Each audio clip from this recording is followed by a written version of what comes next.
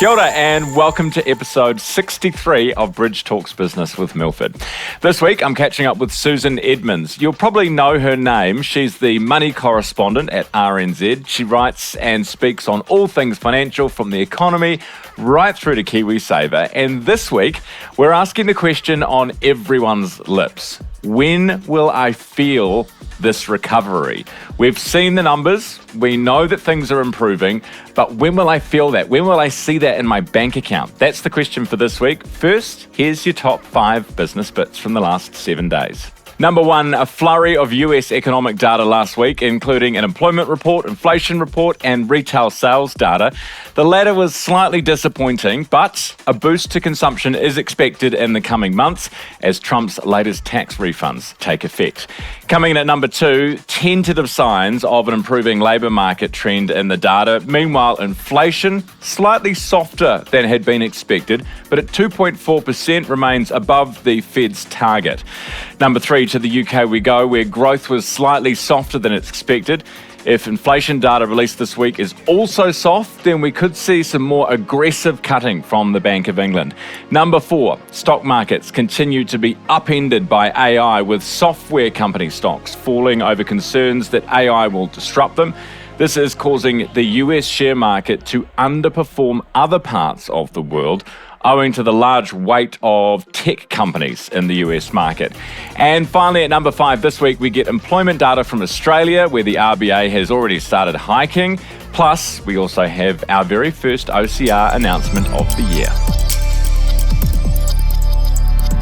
Right, on today's episode, we're going to check in on the health of the consumer, us. How are we doing? When are we going to go out and buy a fridge? When are we going to go out and buy a couch? When are we going to go out and buy all the stuff that we've been putting off buying because the cost of living has been so high? We've been in recessionary times. When are we going to feel richer? When are things going to get better? These are the questions we're tackling today with, I think, the best economics correspondent in New Zealand.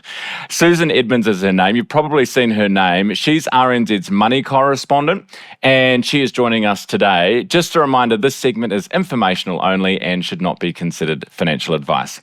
Susan, welcome to the podcast. Thank you for having me. Can I just say it is genuinely lovely to meet you, and I've always seen you as this economic oracle that just knows everything and tells us everything we need to know. So I'm looking forward to our chat today. I don't know if I can live up to that, but I will try.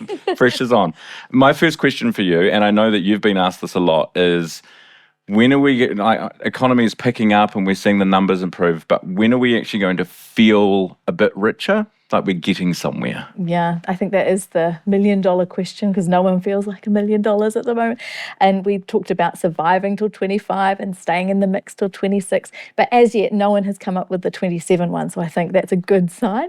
I think that what it will take is for wages to start picking up faster than inflation, because lately we've had that cost of living pressure, really stay on much longer than people expected, I think. And so when everything's getting more expensive at a much faster rate than your wages are going up, that's when things feel really tough. And obviously, if you have a house, we've had that high interest rate environment too, although that has eased.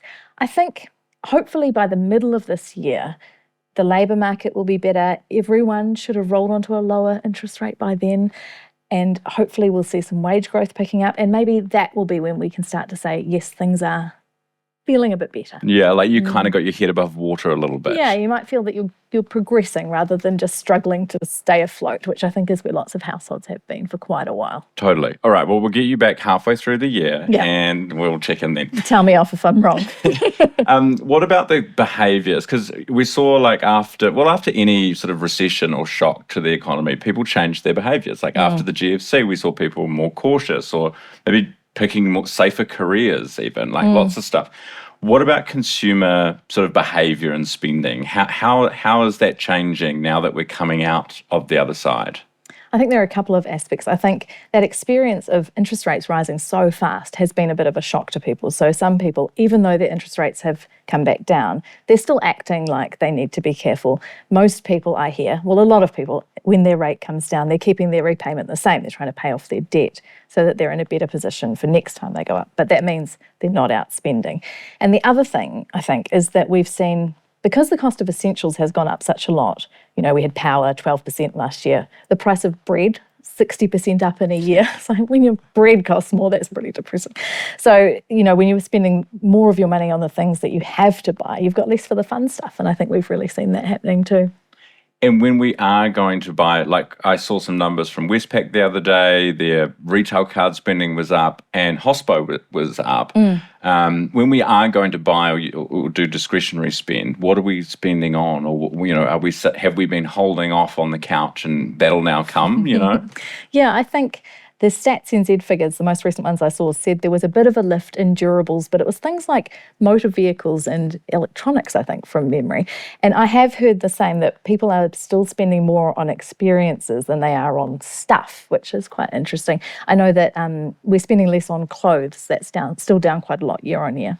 Okay. We probably didn't need as many as we were buying. Yeah, probably. And is that something that change, when economies and societies go through these changes, is that something that also changes? You sort of reevaluate, actually, do I need this stuff? Yeah, I do think there is a growing movement to be a bit more conscious about your spending and not just buying things because it's fun to go shopping, be a bit more thoughtful about where your money is going and who you're supporting and that sort of thing. But then on the flip side, I think we've also seen the Timo effect come in, We've seen a lot of local businesses come under pressure because there's so much cheap stuff available overseas. And if all they're doing is differentiating on price, that's quite a hard story to tell now. I think New Zealand shops are more often having to say, this is a really unique product and the quality is really good rather than we're the lowest price. So I think that has been quite a movement that we've seen recently. And are consumers driving that, or are businesses just trying to, you know what I mean? Like, are we saying, actually,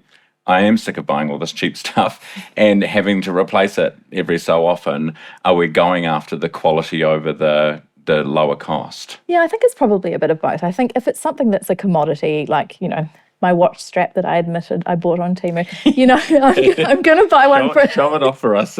Yeah, I'm going to spend $1 on a watch strap rather than $60 on one from the Apple store or whatever. But, if I want to go and buy something nice for my house, then I'm probably not going to get it that way. I'm probably going to go to a shop and find the right thing there. Totally. The other thing we were talking about was data and how a lot of things online are free. Well, we think that they're free, we sign up to them, but what we're actually selling is our personal data. And you've kind of been looking at this and how we're becoming more aware of it. I think we are. I think, everyone has come around to that idea that if you're not paying, then you are the product. And I think it's just a matter of being a bit more aware of when you're handing your data over, what are you getting in return for that? I mean, even in the local shops, quite often when you buy something, they'll say, do you want to sign up to our loyalty system? And sometimes there's not a lot of reward for the customer there. It's just that they want to keep your details and watch what you're spending. So it's just that extra awareness, why am I giving you my details and what are you going to do with it? In terms of, I think we need to regulate that whole area a bit more, just personally, because, you go and get a haircut and they're like, what's your address? Are you going to check that I'm washing my hair? Yeah, exactly. Like, why do you need that information? Yeah. Crazy. Okay, so in terms of the health of the consumer, because over in America, the consumer spending, the health of their consumers held up pretty well through this whole period.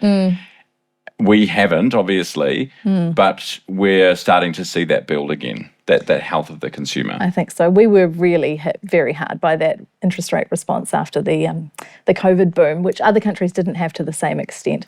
But there are, I hate this word, but there are green shoots and bright spots emerging. And I do think that people are starting to slowly feel better and things will improve. But I do think, as with anything, as you said, there will be lasting changes and some people will come out of this in a better position and be able to, carry on to a brighter future. But other people might have perhaps had their situation more definitively reduced, you know what I mean? I think the inequality that comes through with these sorts of downturns can be quite a problem that's hard to shake. Yeah. And is there anything, like one thing I've been reflecting on about it is, this idea that you're the master of your own destiny. I think after the GFC, a lot of people maybe decided that it was more about luck than it was about hard work, getting ahead, because it's so random. You can just lose your job or, the price of bread goes up and you can't afford it anymore, and that's nothing to do with how hard you've worked. Is Yeah. there anything you personally have reflected on having gone through this whole experience like we all have? Yeah, I think generally a lot of people are a bit more aware that things, house prices don't always go one way. So it's good to have a plan. Often buying a house has been a good way to make money, but a lot of people have been caught out by the recent experience. And I think it probably has made more people a bit more aware of things can go wrong, and it's helpful to have an emergency fund and a plan B in case things don't go exactly as you hope. Susan, it's been lovely talking to you. Oh, thanks for having me It's on. everything I dreamed it would be. Just don't hold it against me if the middle of the year isn't as sunny as I'm saying. I will. Thanks so much. Thank you. That was Susan Edmunds, who's RNZ's money correspondent, talking to us about the health of the consumer and also the health of the economy in general. As always, you can like, follow and subscribe this podcast wherever you like to listen. In the meantime, don't forget to invest in yourselves.